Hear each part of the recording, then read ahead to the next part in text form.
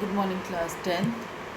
Children, we will be proceeding further with the circulatory system today. As you remember that we have got over till WBCs, that is white blood cells, and now we will be proceeding towards the third type of corpuscle or blood cell found in blood. Apart from RBCs and WBCs, they are known as platelets, right children? And these are the smallest of the three. RBCs and WBCs, they are comparatively bigger than platelets. Platelets, as the name suggests, plate-like cells. That means flat, very small, and these are budded off basically from the larger cells, megakaryocytes. These megakaryocytes are produced in bone marrow, right? It's red bone marrow where these megakaryocytes are produced. They are the larger cells, but small platelets bud off or nip off from the megakaryocytes, and they float in blood, right? These are flat and denucleated, that means they don't contain a nucleus. And another thing is that they are destroyed. I mean, they just live up to 3 to 5 days and they are destroyed in spleen, right? Spleen is the destroyer for many worn and torn out tissues, okay? Another thing is what is the function? Why we are studying platelets? Why they are so important? Children, one line answer that platelets are important for blood clotting, right? Blood clotting or blood coagulation, one and the same thing. So wherever you find the word coagulation, please do not get confused. Clotting and coagulation means the same thing, okay? Then we say why clotting is necessary, because whenever we get injured, the bleeding starts from the injury. And if it is a small minor injury, suppose you are riding a bicycle and you fall off, and then you see that the scratches are there on the skin and small drops of blood, they come out, and in due course of time they dry and they become slightly hardened, right? Why? Because they have clotted.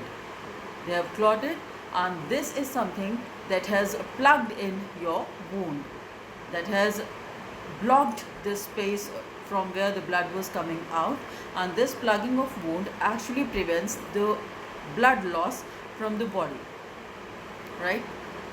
And then comes the now normal count. What is the normal count of platelets in the blood?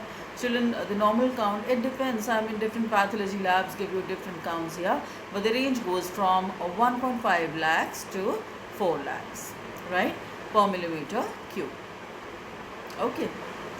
Then we are proceeding, since we are studying platelets and we have talked so much about blood clotting. Why clotting is important? Because it allows the prevention of vital loss of blood.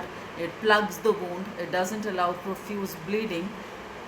So how come that whole mechanism is possible? Just go through this flowchart. I hope you all can see that mechanism of blood clotting. Okay. So what you have to see here is that we are starting with what happens here. We are starting with, suppose you fall down somewhere and you have the injury. So at the site of injury where the blood is actually bleeding, I mean it is profusely oozing out of the body, in that case the platelets present in that blood, these platelets, they tend to release a very important enzyme which is known as thrombokinase. Thrombokinase has different names, so I'm telling you all. Thrombokinase can also be called as thromboplastin. Apart from that, they can be called as Stewart factor. Stewart factor. And they can also be known as factor X, right?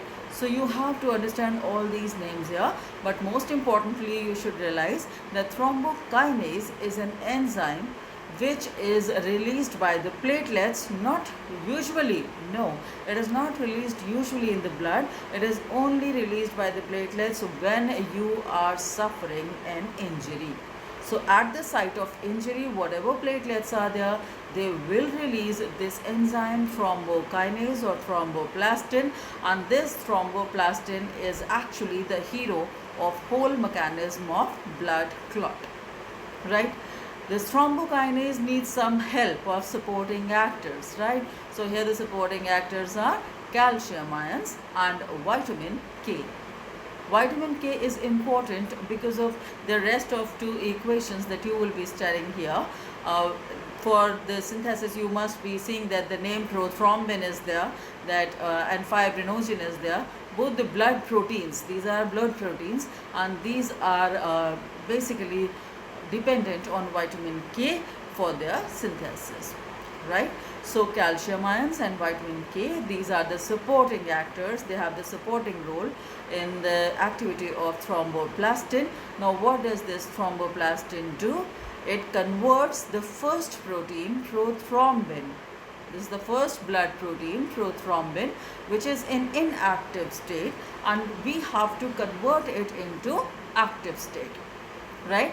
So this conversion is only possible when thromboplastin would be there, right?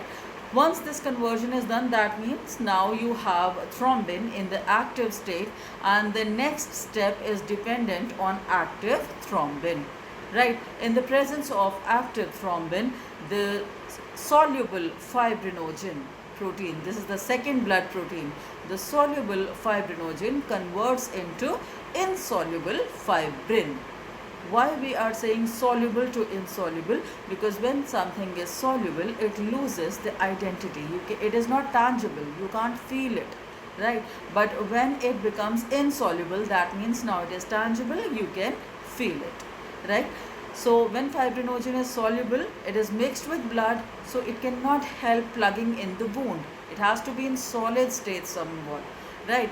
So in that case, in the presence of active thrombin, the prothrombin is the fibrinogen is converted into insoluble fibrin, so that this fibrin polymerizes and forms fibrin fibers, right? And fibers have the existence, that means they have to be insoluble. Okay, once these fibrin fibers are formed, they just get mixed up with the worn and torn out tissues where the injury occurred, and after getting mixed up with these tissues, there is a meshy network like structure formed, which is known as blood clot, right children? So again I am letting you know, when the injury occurs in the body, then the platelets around the injury, they will release a substance, thrombokinase, the main enzyme working here. This thrombokinase would be needing the support of calcium ions and vitamin K, and then this thrombokinase will be converting the first blood protein, prothrombin, which is in inactive state, to active thrombin. Pro means inactive and thrombin straight away is active. Now this active thrombin will be helping in converting the second blood protein, fibrinogen, which is soluble as of now, into fibrin. Fibrin is an insoluble state, so that this fibrin connects together to form long polymers of fibrin fibers, and these fibrin fibers, they just mixed up with the worn and torn out tissues where the injury occurred, and the meshy network formed after mixing of these two will be known as the blood clot. Right children, I hope this is clear to you. If you have any issues regarding this topic, kindly let me know. Right, I'll be proceeding in the next topic in my next video. Thank you.